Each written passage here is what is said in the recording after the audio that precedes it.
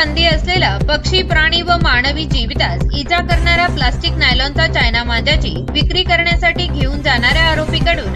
1,85,000 रुपये किमतीचा मुद्देमाल जप्त. स्थानिक गुन्हा शाखा अहिल्यानगरची कारवाई.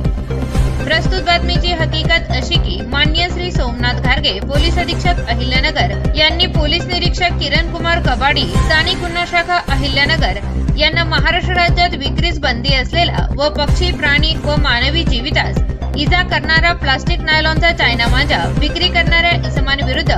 कारवाई करण्याबाबत आदेश दिले होते. नमूद आदेशान्वये पोलीस निरीक्षक किरण कुमार कबाडी यांनी स्थानिक गुन्हा शाखेतील पोलीस अंमलदार सुनील पवार, संतोष खैरे, गणेश धोत्रे, शाहीद शेख, दीपक घाटकर, बिरप्पा करमल, महिला पोलीस अंमलदार सोनाली भागवत अशा पोलीस अंमलदारांचे विशेष पथक नेमून खात्री करून कारवाई करण्याबाबत मार्गदर्शन करून पथक रवाना केले. दिनांक 1/12/2025 रोजी अहिल्यानगर शहरात पेट्रोलिंग करून प्लास्टिक किंवा नायलॉन चायना मांजा विक्री करणाऱ्या इसमांची माहिती काढत असताना पथकास अहिल्यानगर शहरातील GLP tower link road Kedgaon या ठिकाणी होंडा कंपनीची विना नंबरची ऍक्टिवा एक इसम त्याच्या पाठीमागे 2 बॉक्स बांधून घेऊन जात असताना दिसला.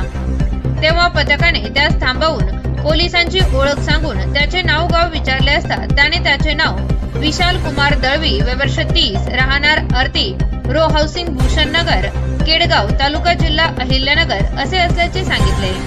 त्यानंतर पथकाने 2 पंचासमक्ष पंचनामा करून ताब्यातील इसमांच्या कब्जातून 1,10,000 रुपये किमतीचा 110 नग मोनोकाइट, मोनोफायटर व गोल्ड असे नाव असलेले प्लास्टिक नायलॉन मांजा, 75,000 रुपये किमतीची एक मोटरसायकल असा एकूण 1,85,000 रुपये किमतीचा मुद्देमाल जप्त करून त्यांच्या विरुद्ध police head constable Sunil Pawar, स्थानिक गुन्हा शाखा अहिल्यानगर यांच्या फिर्यादीवरून कोतवाली पोलीस ठाणे येथे गुन्हा रजिस्टर नंबर 1093/2025 भारतीय न्याय संहिता 2023 चे कलम 223-125 सह पर्यावरण संरक्षण अधिनियम 5-15 प्रमाणे गुन्हा दाखल करण्यात आला असून पुढील तपास कोतवाली पोलीस स्टेशन हे करत आहे.